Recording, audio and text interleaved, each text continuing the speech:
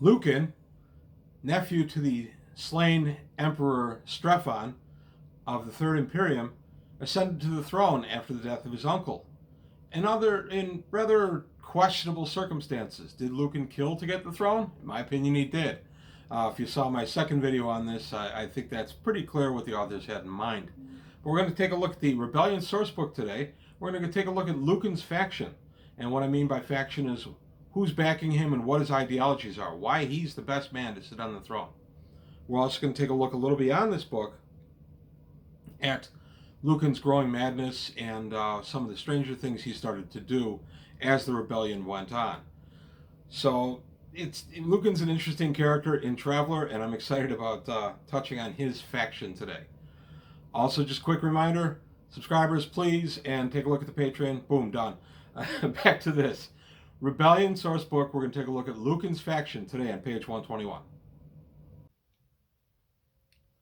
Lucan's faction from the Rebellion sourcebook. We're going to take a look at why Lucan thought he had a claim to the throne and what movers and shakers actually followed him. So Lucan's real name is Martin III Alcali. Martin Il, I'm not sure. Il. He never expected to be emperor. He was basically a wastrel. He was the youngest of a set of twins. His brother Varian was born 5 minutes before he, and had no reason to think that he would ever ascend the throne. The emperor's daughter preceded he and Varian both, and then, of course, if she had any children, it would go completely through her line and bypass them entirely. So he was just kind of a party guy. And as I showed in my last video, he may or may not have murdered his older brother to be the, quote, legitimate claimant to the throne. So here we start with Lucan's Imperium. The Third Imperium has not been destroyed by the rebellion, merely shattered. The largest remaining piece is still the Third Imperium. It needs a strong, powerful leader who can help it put the pieces back together. Lucan probably isn't the man to do it. Technically, Lucan's faction continues to call itself the Third Imperium. Opposing factions call it Lucan's Imperium. Emperor Lucan is titular and actual head of the Third Imperium. Territory, although it claims all territory formerly under control of the Third Imperium. Lucan's Imperium actually controls the sectors of Kor, Fornast, Ley, parts of Massilia, and Degu Dashag. And the constituents, it counts, Lucan's Imperium counts its supporters all citizens of the Imperium within its territory, and it depends on some other citizens in other territories to also provide support. Interestingly, this does not include the area behind the claw in the Spinward Marches. I'm going to get to that when I go to Norris's faction. Lucan's ideology. Any means justifies the end. In one sense, Lucan is the easiest of many factions to follow. His personal claim to be emperor is supported by the facts and by tradition. Lucan represents the status quo. He's the standard against which the other factions are judged. He also represents the easy choice. Because he's the head of the government that existed under Strephon, he is the automatic choice which requires no decision. Lucan supporters say that the citizen who uses the facilities of the Imperium becomes a supporter of Lucan. In reality, most Imperial citizens in Lucan's territories use the Imperium because they've always used the Imperium. They accept his rule, because they see no available alternative. The philosophy of Lucan's faction is easily summed up as any means to justify the end. Lucan, in his personal behavior, had probably killed in order to win the throne. He expects no less a dedication from his supporters in the current struggle to end the rebellion and to unite the Imperium under his rule.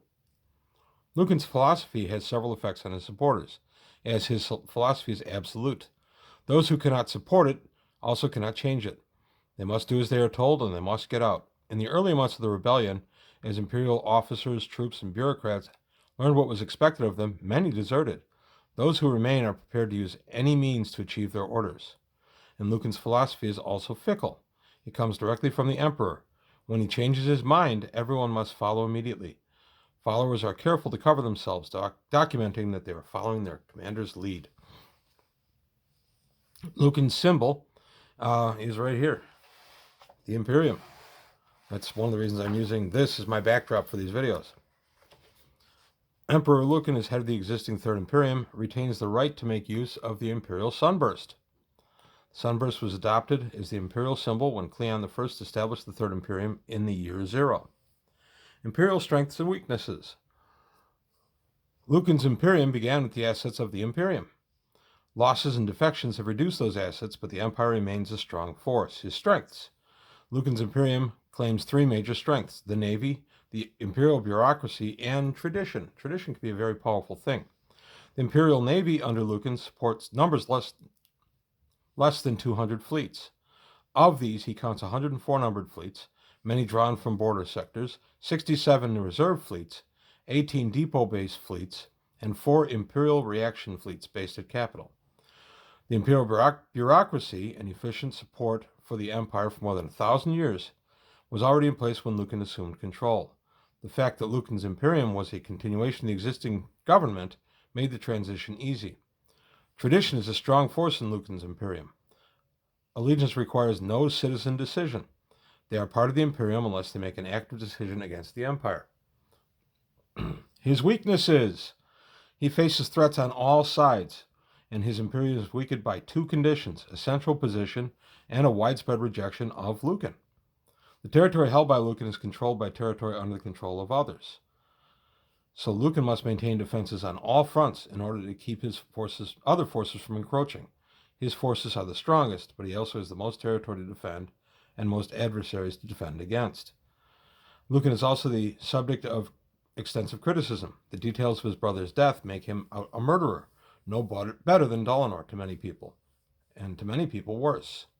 Lucan's authoritarian personality and newfound imperial manner are also poorly received and do not help recruit allies. Interestingly, Lucan absolutely has the greatest strength at the start of the rebellion. He has the imperial fleets, for the most part, as beck and call. He actually goes on, as the rebellion continues, to call fleets in from various frontiers, weakening the Imperium in critical areas like corridor. Corridor sectors, the only connection, other than crossing the Great Rift, it's the only connection between the Imperium proper and all the Imperium behind the Claw in the Spinward Marches region. Lucan calls in the corridor fleet, and immediately that area starts falling into lawlessness and Vargir incursions, and corridor becomes increasingly dangerous for anyone to traverse. Kind of cut off a good chunk of the Imperium from himself.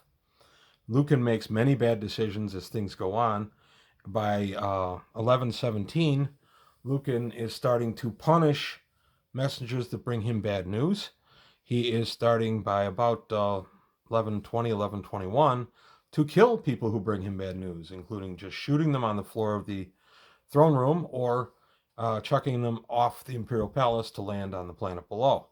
So there's lots of issues going on with Lucan and his increasing spiral into madness.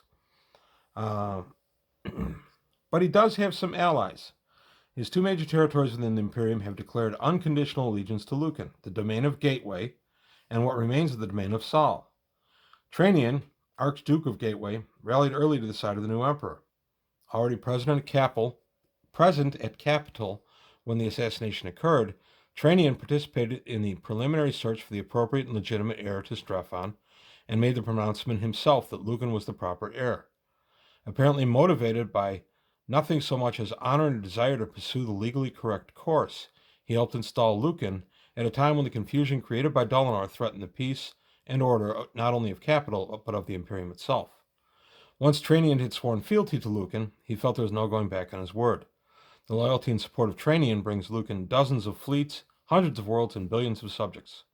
Lucan, in turn, has magnificently rewarded this one of only 2 archdukes to support the Imperium. Adair, Archduke of Saul, never even considered not supporting Lucan.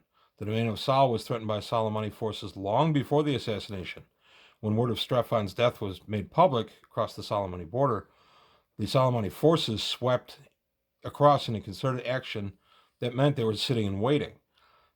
With Imperial forces pushed back from Terra and all along the border, it was quite clear they could never survive without the support from the main body of the Imperial Navy. Adair pulled back to the defensible Vagan Autonomous Region, giving ground only when necessary and making the Soleimani party pay dearly. With his defensive perimeter, Within his defensive perimeter, he set out his appeals to Lucan, asking, begging, demanding more forces, but always acknowledging Lucan as the legitimate emperor. When every other archduke but one did not please him, Lucan has to be pleased. Annoyed as well, but pleased. So he's got two guys that support him that are outside his immediate reach. And of course, lots of fleet commanders are staying with him, but many have deserted. And we're going to get into that as we talk about other factions.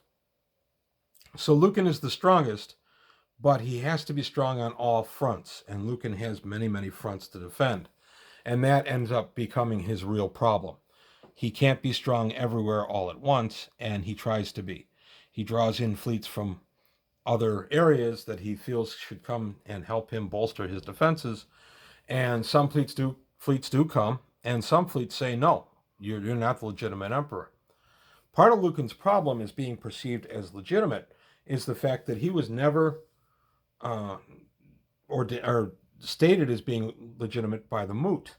The Moot is the imperial body, part of the bureaucracy. It's the imperial chamber that meets and does various things, but their only real power is to have the ability to dissolve the Imperium at need. That's kind of a strange power, but they can use it to hang over the emperor's head at times that the Moot really decides they need something. One of the other things that the Moot does is ratify a current emperor. In other words, as a new claimant comes to the throne, the Moot looks at all the bits and pieces of his claim and says, yes, this guy has a legitimate claim, we'll make him emperor, or says, no, he's not legitimate, let's not make him emperor. In Lucan's case, there's a lot of questions about how he got to be the heir. Up to and including, was he in with Dolinar? No one knows. I don't think he was, personally. But there is some good questions as to whether he murdered Varian to become the emperor. When the Moot wouldn't ratify his position, Lucan just took the step of dissolving it for, air quotes, 1 year, under air quotes. This 1 year dissolution of the Moot was supposed to give them time to calm down and rethink their position about ratifying Lucan and give Lucan an opportunity to lead the Imperium in a crisis. What it actually was a grab by him to take all power unto himself and keep the Moot from being an interfering body. So it's pretty interesting that Lucan, while becoming the traditional choice, the easy choice,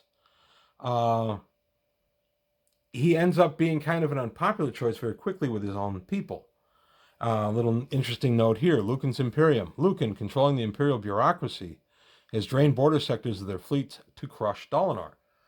And we're going to take a look at Dolinar's faction soon, and you're going to see that Dolinar astrographically has a pretty good position to defend.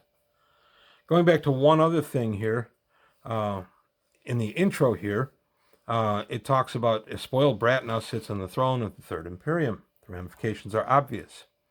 The emperor is the supreme headquarters of the bureaucracy, and usually people were expected to act honestly and honorably.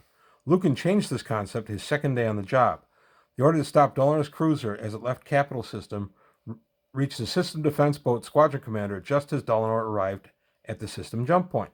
The commander, unclear about the identity of his target and well within regulations, held his fire. Lucan sacked the man, stripped him of his rank, and exiled him to the frontier. His brief comment established quite clearly to the Imperial Navy what was expected of it. I don't care what you do, I just want results. If you can't give me results, then get out. Faced with the choice of losing rank they had worked decades for, most of the Emperor's admirals chose to stay.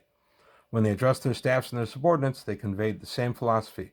Within months, every person of the Imperial Navy knew that any means were justified if the end was achieved. So what you end up with is a navy and a bureaucracy that is doing nothing but covering its own tail, so that blame can't fall on them.